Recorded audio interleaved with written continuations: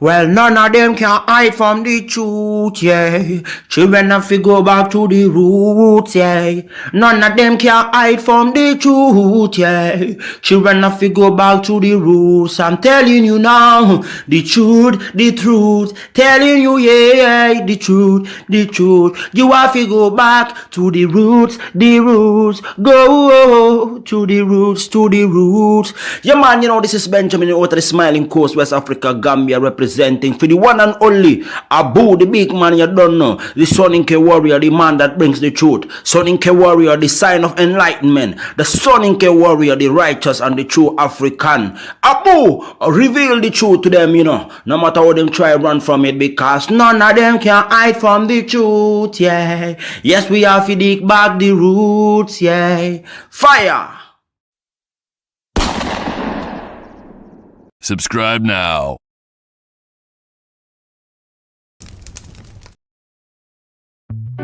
I remember the days,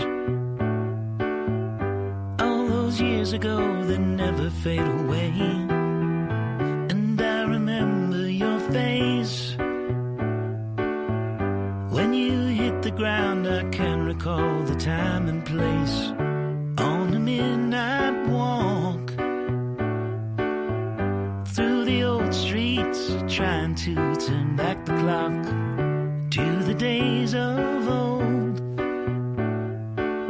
back to the days when all the things we knew were made of gold. As the world moves on, time sings a song, in the old neighborhood. As the clock strikes one, the memory lives just as it stood, like a quiet dream. The shadows of that time are cast beneath the streetlight beam as the world moves on. All right, ladies and gentlemen, welcome to the Afridamus Report. I'm your host, Afridamus. I want to welcome all of you to another edition of the Afridamus Report. Please make sure you hit the like if you haven't already done so, and make sure you subscribe. And if you're new here, welcome. So, ladies and gentlemen, sorry I've been absent, had plenty of stuff on my plate to deal with, but I'm here, I'm in the zone, I'm ready to go straight into the topic. We're going to talk about the Sahel and France. Some of you, are familiar with, France colonizing several countries in Africa. So at some point in 1960, there's been revolts. Lots of places like Algeria, they went to war with France, many different territories. So quote unquote, they were like, okay, you guys are independent, but technically, were these countries independent? No, here's what France did at the time. They were like, okay, you would be independent, but you have to sign this document. And in this document, what is written there? France put there that in order for these countries to get their independence, France can keep their military in those territories, and they have to be the ones in charge of printing their currency. And somebody right now would be like, well, why did those people sign that document? Well, there was no choice at the time. Mind you, these territories, these countries have, they've changed the way they integrate into this nationhood. So now they are playing by the rules of the white man, the economy of the white man. So France now is like, okay, we can no longer subjugate these people. They've become a little bit too uppity. They've become too smart. But now let's say, okay, they want their independence. Let's get them to sign this document. So That's not independent, because if you can keep your military on someone's soil and you get to control their bank, which is the money, because France prints the money for this territory. So it's like daylight, broad daylight robbery. So imagine someone robbing you for years. Then eventually you decided, you know what? Look, you're not gonna rob us no more. But to make it worse, right? So France thinks, how about we just trick these people? Let's get some of their people, corrupt them, some of the sellouts, you know, put them in our quote unquote prestigious schools, make them feel like they are one of us, because, they're not one of those dirty, rusty other Africans. Because you see, me, I speak French. La zorzosela gomosela bonze, bonjour, right? But they've tricked some people into that lifestyle, and we've seen it. But eventually, these countries, some of their leaders that stood up, places like in Guinea Conakry, Sekou Toure, when he told the French to leave and he refused to sign the document, the French, they were so upset when they left. Man, they were ripping everything up.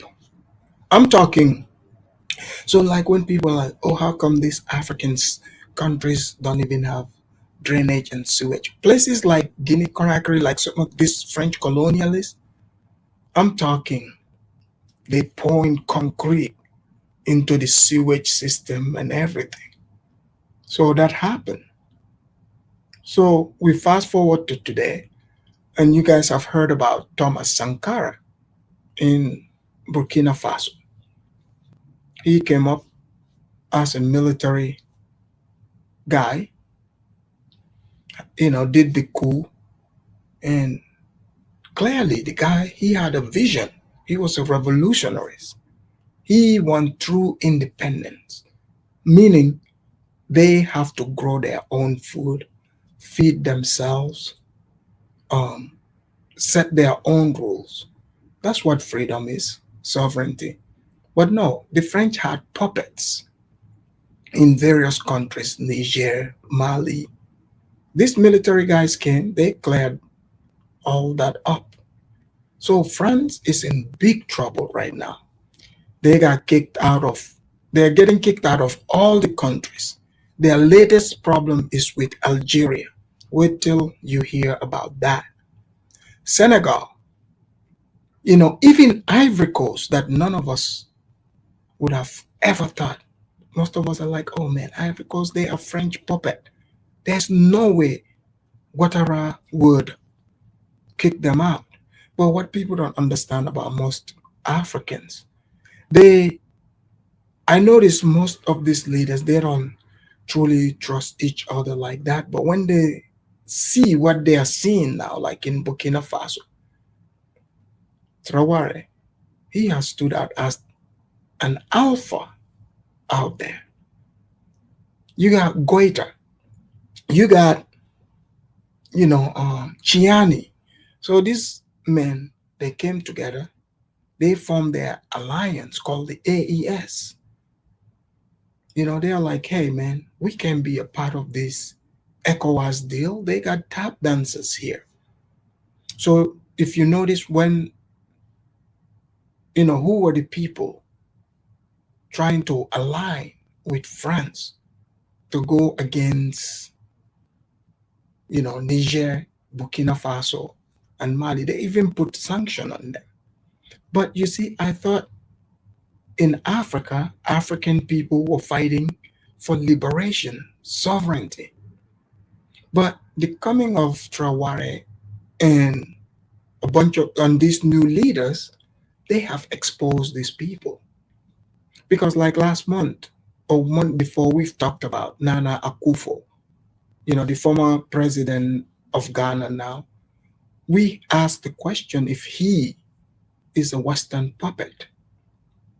And some people were like, oh no, or even Nigeria, right?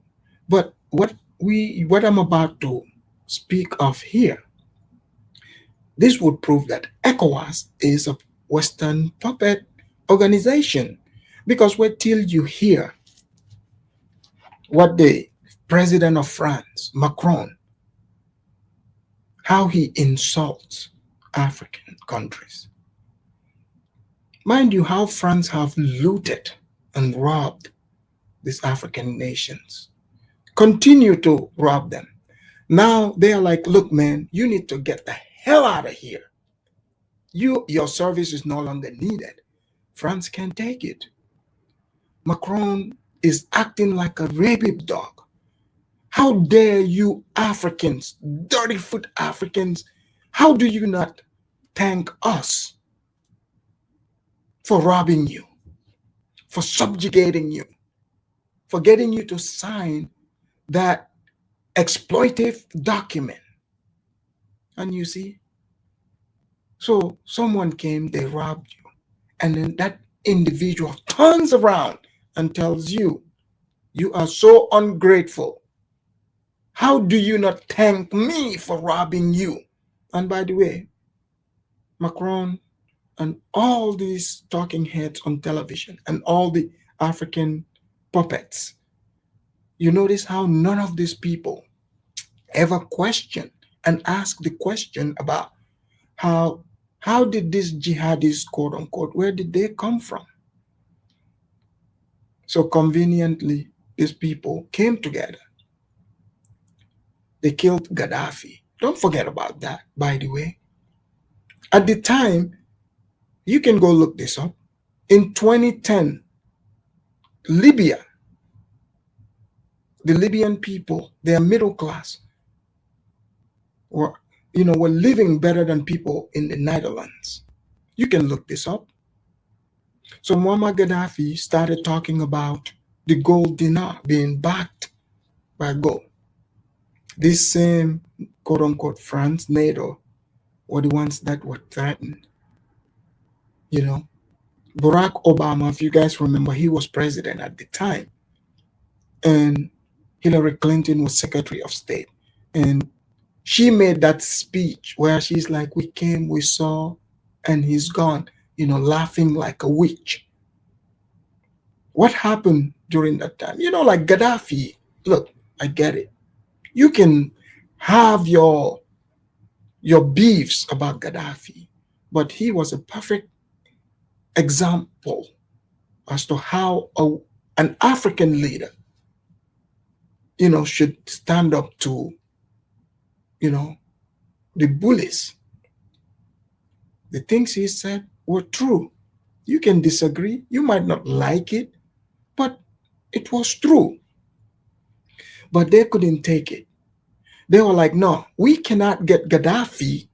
We cannot allow him to do this. Because Gaddafi is like, yeah, how about the money get backed by gold? How about that? Because when that happens, guess what? That would free all these African nations, Burkina Faso, Mali, Niger, all those countries, and free them from the thumb of France. But you see, they came up with a plan. They were like, let's take Gaddafi out. They took him out, opened up Libya, destroyed it. Look at what Libya is like today. They destroyed it. Their living standard went down totally. So they brought in their foot soldiers, the same foot soldiers that destroyed Libya. They got them to go and start wars in these regions you call the Sahel. These are the people you're hearing about, saying the Islamists. These people do not manufacture weapons. Where did they get it from?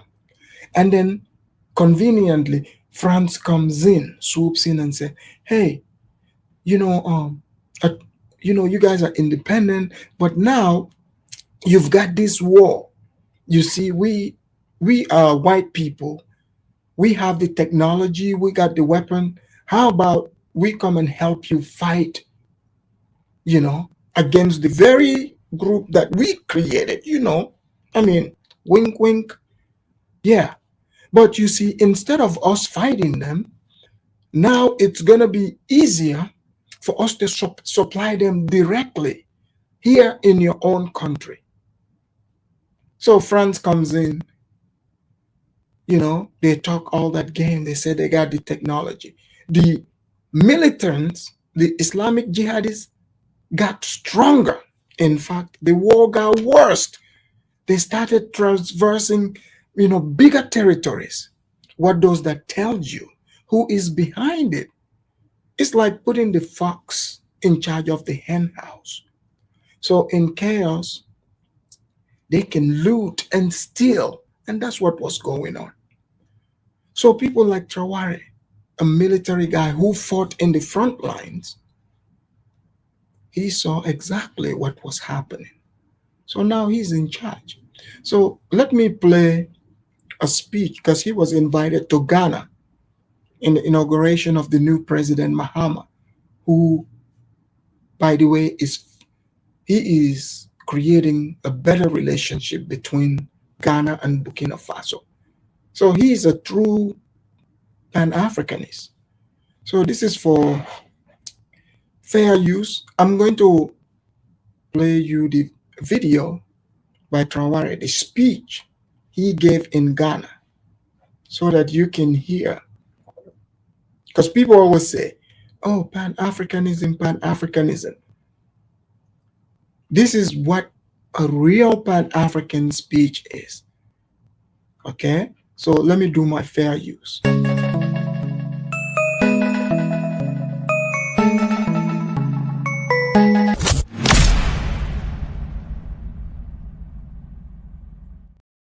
All right. So I'm going to play this video here.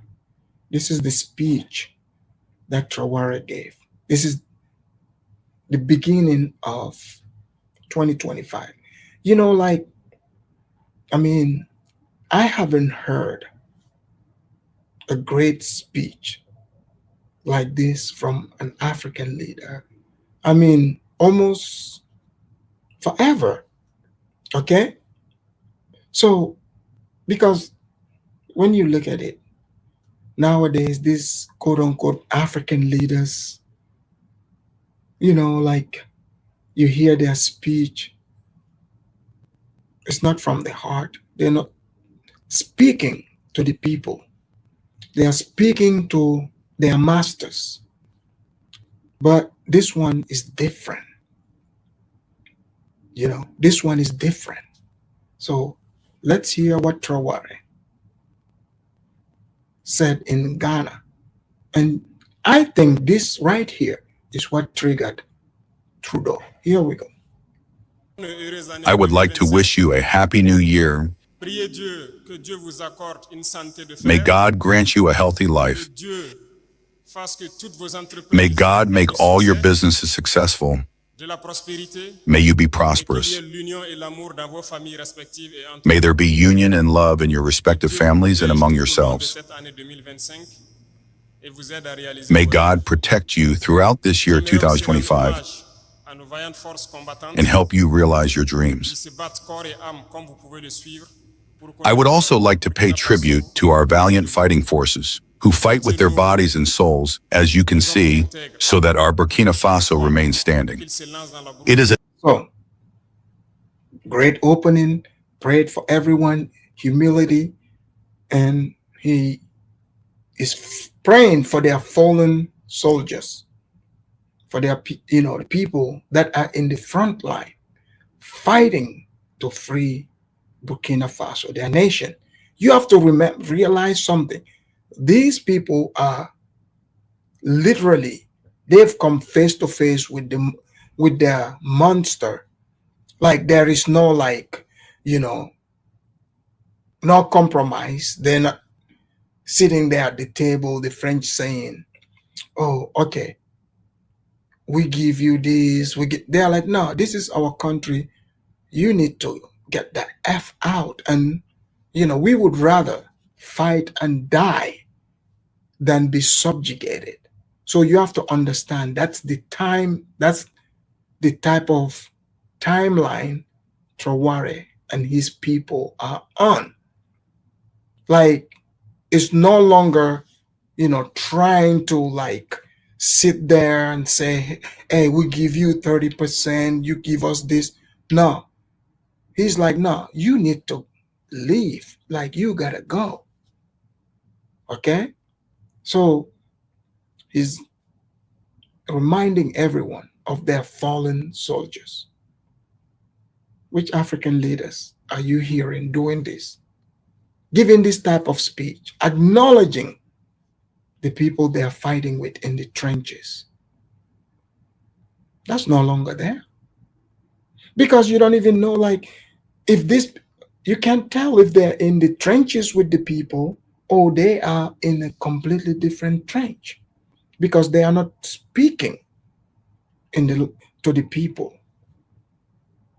They are not talking to the hardships of the people or speaking of their plight and giving them hope. Not just hope, but followed by action. So let's hear more. A noble job. The men are integral. Every time they go into battle, they know that some will stay, but duty calls them. This is the job of the army.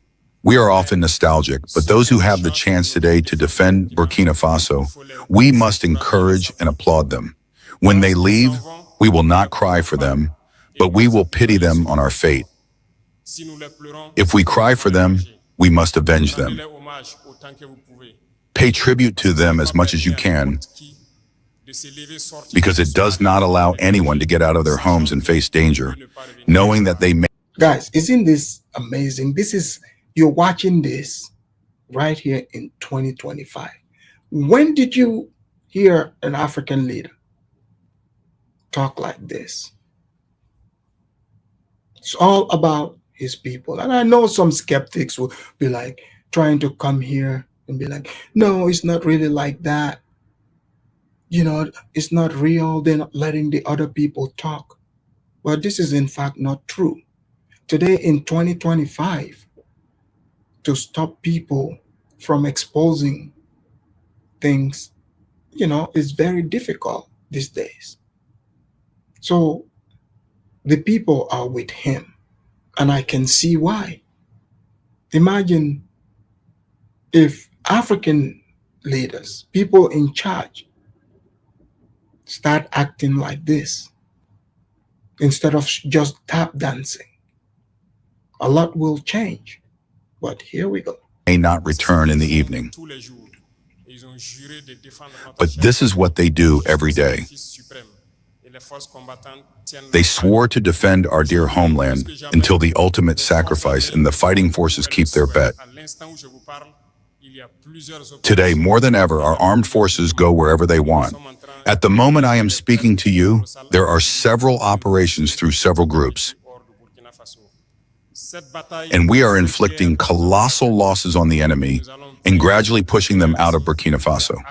We will win this battle, this war, and we will overcome imperialism, which has activated terrorism in our region. You hear that, right? Speaking with assurance, he's like, we are winning. Nothing is going to stop this. We are winning not only the battle, we're going to win the war. And we're going to defeat imperialism, which is France and NATO. So let me just play just a couple of seconds, and then you would see why this speech right here made Macron tremble. To bring us back to these colonial times, to keep us under their control, to exploit us until the end of time. Africa is waking up, and no one will be able to close the eyes of Africans on our realities. No one will be able to come and divide us, to impose what they want on us. So, you see it and heard that. So, Emmanuel Macron, the president of France, gave his Africa Summit speech the other day. So let us hear what Emmanuel Macron, the president of France, what he says. Let's hear from him.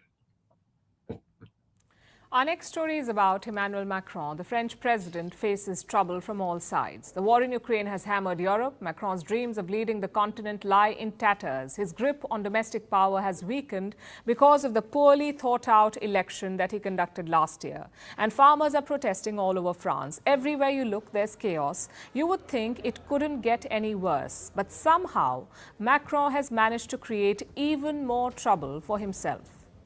The French president did it again yesterday, another classic foot-in-the-mouth moment where he casually insulted a bunch of African nations. Take a look. One part was our commitment to fighting terrorism since 2013. We were right. I think some have forgotten to say thank you, but that's okay. It'll come in time. I'm in a good position to know that ingratitude is a disease that cannot be transmitted to humans.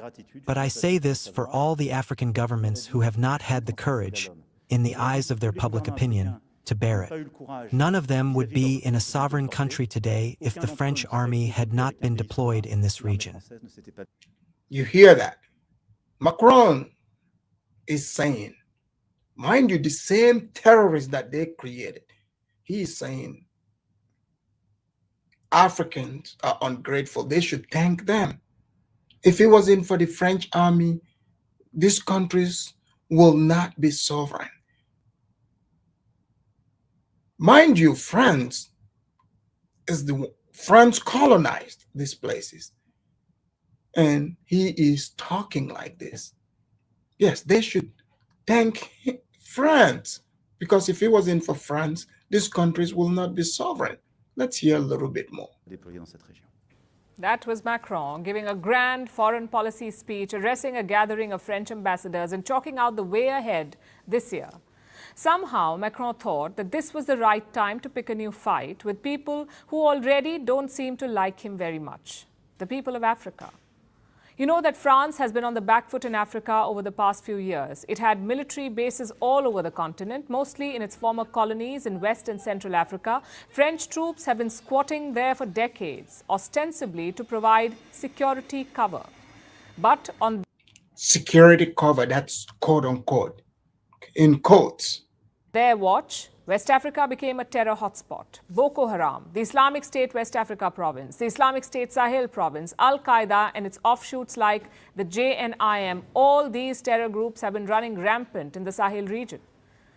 In former French colonies like Mali, Burkina Faso and Niger, right under the noses of the French troops stationed there. This instability led to multiple military coups in West Africa, in Mali, Burkina Faso and Niger. And the military juntas promptly decided to switch partners. They kicked France out and chose to work with Russia instead. They believe. So France is salty right now. So I'm just giving you guys the background. And so you understand why Macron and France, they are so salty right now. How dare you Africans, stand up there and try to rule your own country. Don't you know, without us, you guys, your country will not be stable, even though we are the ones that brought the instability. You see, the news lady gave you all the names of the groups that's, emerged when France, quote unquote, came and said, oh, we are going to provide security. So the moment France showed up, more gangs keep popping up, armed to the teeth. Where are they getting the weapons from? So Macron is salty because they're getting kicked out. It's like there's no room for him. So here we go. That the Russians would be more effective against the terrorists. The decision had a knock-on effect. Anti-France sentiment started spreading to other countries hosting French troops like Chad, Senegal, and most recently the Ivory Coast. This is a massive failure for France, a moment of shame. But Macron does not see it that way. He says Paris is not on the back foot. Instead, he blames the African nations. Macron called them, and I'm quoting, ungrateful. And then he said, and let me quote again, none of them would be in a sovereign country today if the French army had not been deployed in this region. So you seen and heard that. Now, the African leaders are clapping back, putting Macron in his place. So let's hear this. Ibrahim Traore and a couple of other leaders have responded to Macron. So if you look at it, the AES, they are now getting stronger and stronger because they are the ones putting Macron in his place for disrespecting Africans. Did anyone in ECOWAS, except Senegal still, that spoke on Ivory Coast? But all the English-speaking ones, none are talking. They like to say, oh, we have to be against coups. But you have to also take into account the situation that these countries were in. So you're saying they should allow France to continue to abuse them, even though France is like, okay, you got your independence, but they kept meddling in their business. They want to have military bases there. So Traore is going to call France out. Here we go.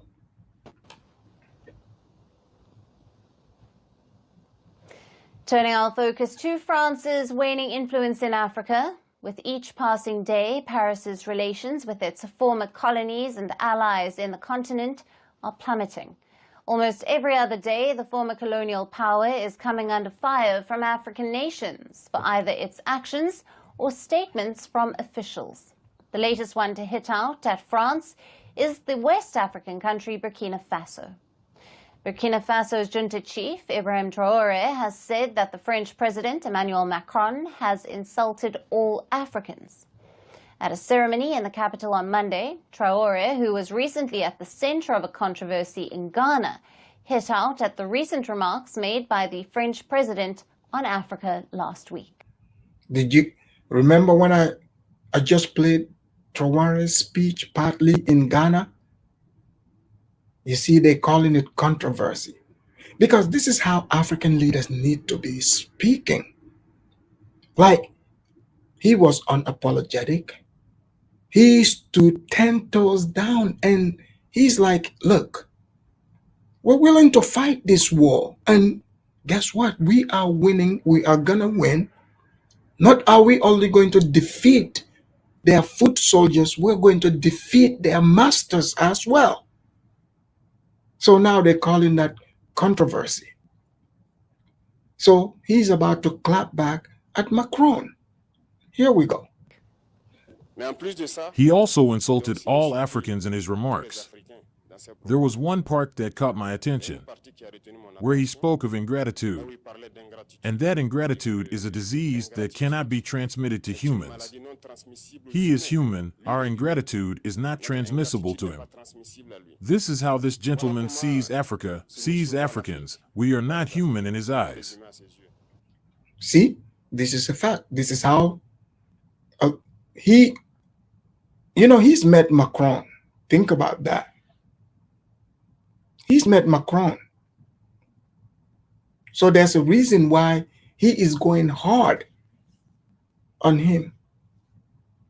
Because how can Macron stand there and open his mouth to call Africans ungrateful? But you see, this is how you tackle people like Macron. You see, the Africans are not out there marching. They're letting Macron know your time's up. Your time is up. You gotta go. You don't see him crying, talking about, oh, it's racism. No, he's letting us know. Like, this is what is happening. This is how he thinks. This is how he sees Africans.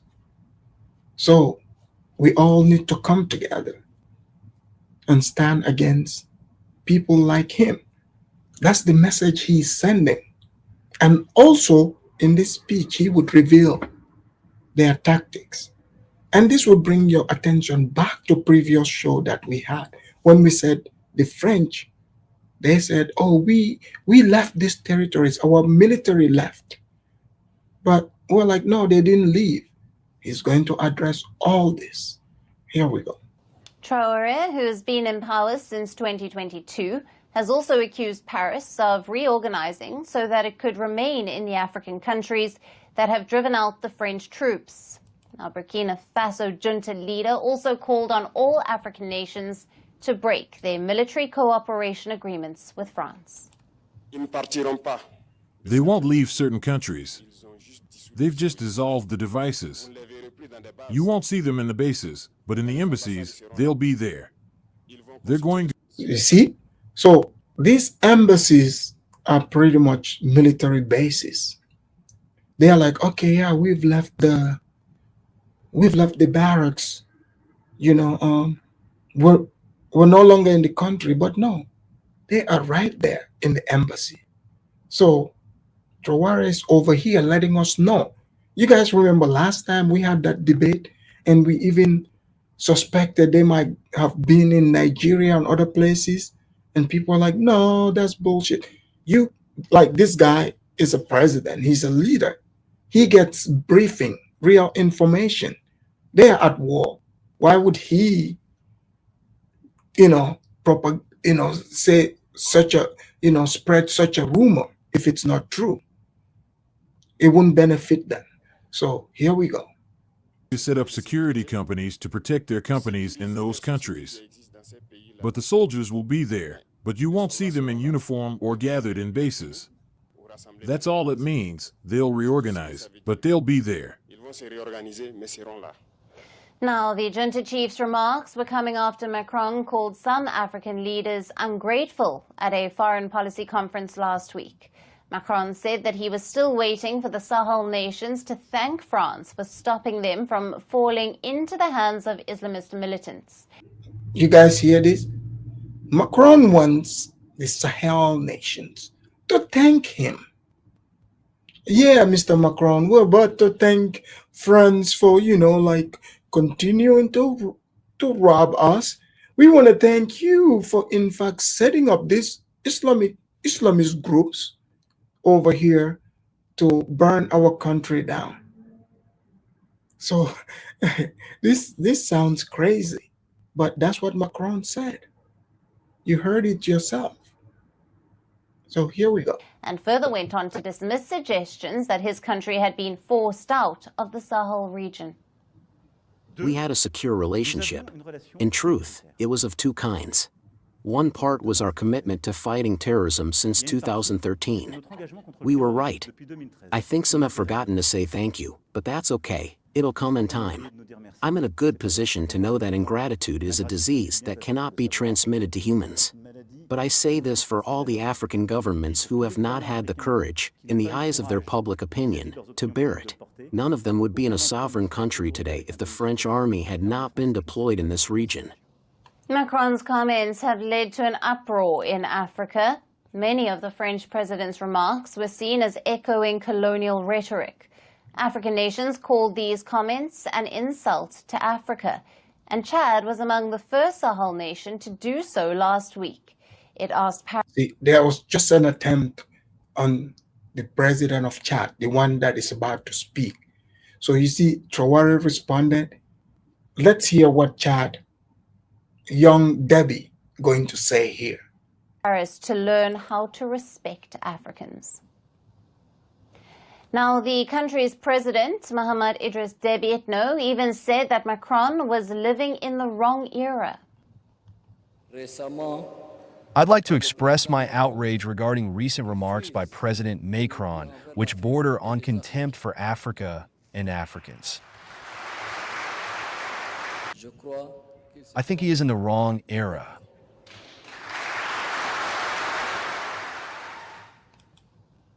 Criticism of Macron's... So,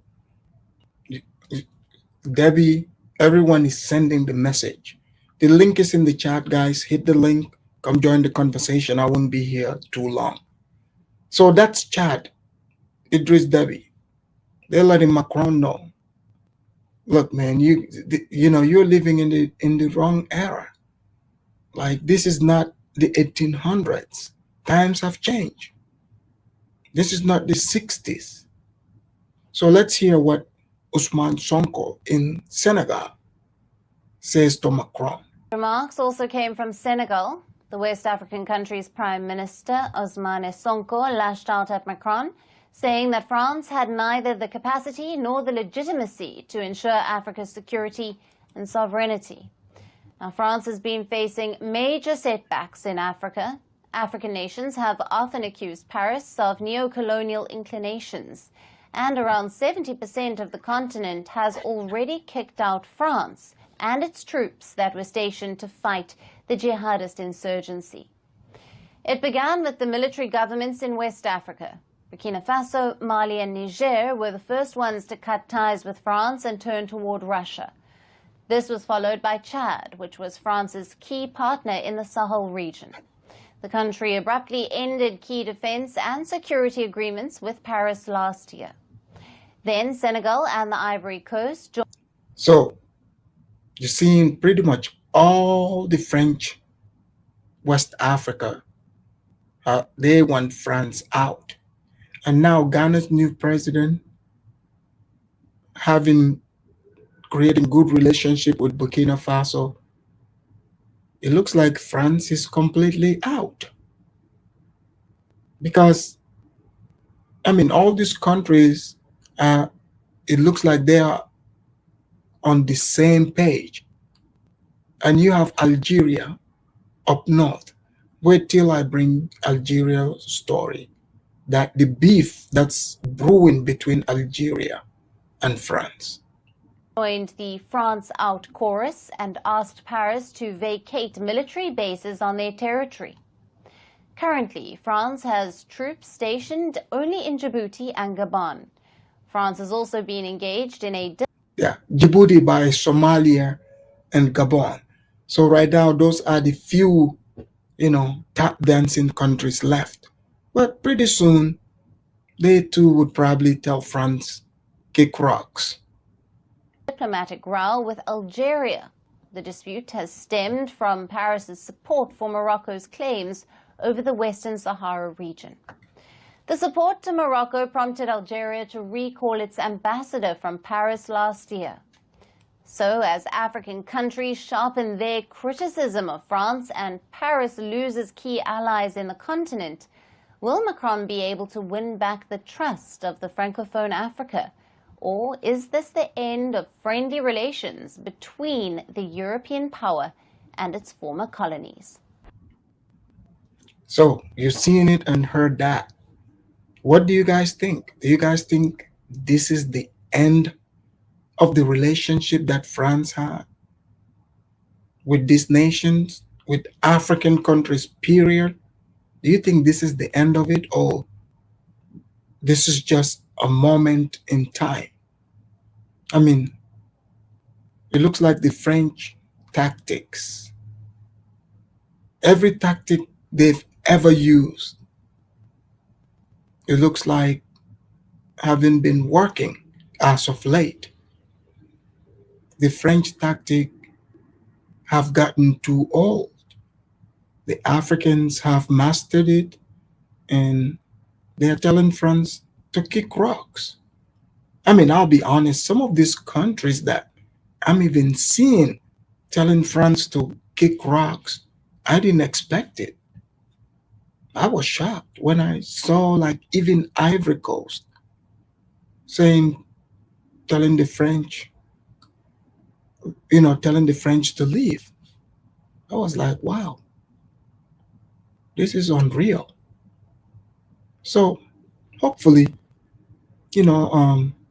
this trend continues and these countries stand their ground and use this opportunity to grow.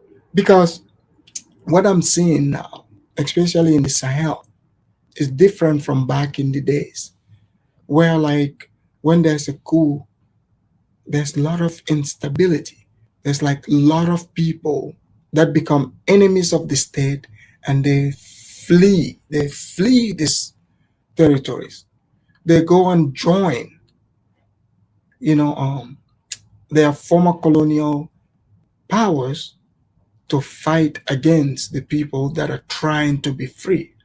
But it looks like they have completely defeated and broken their tools. You know, I've been doing shows about many of the different tools. And even Nana Akufo in Ghana looks like, you know, this is going to be a wonderful time for Burkina Faso, seeing him gone. Because the new Ghanaian president wants a new relationship with Burkina Faso, which is not only through military, but also, you know, their economies. And it looks like there are plenty of Ghanaians that love Burkina Faso, their new leader. In fact, forget about some of the people that come on the page here and talk crazy. From what I've been seeing, a lot of Ghanaians, young Ghanaians especially, are very inspired by what they are seeing. So, like I said, it looks like no one hit the link. You know, I'll cut the show short. I will see you guys on the next one. Please hit the like and subscribe if you haven't already done so. See you on the next one. Peace. Lend thy ears to the Afridamas. Pay attention to the Afridamas. The true Soninke warrior. Naturalist his intelligence. As a true professor. Solution to brainwash diseases. Sit back, relax, and hear the wisdom. Afridamas will heal your minds. Sit back, reflect, you'll find no objection. Afridamas will clear your doubts here. Always log on to the Afridamas. Lend thy ears to the Afridamas. Is the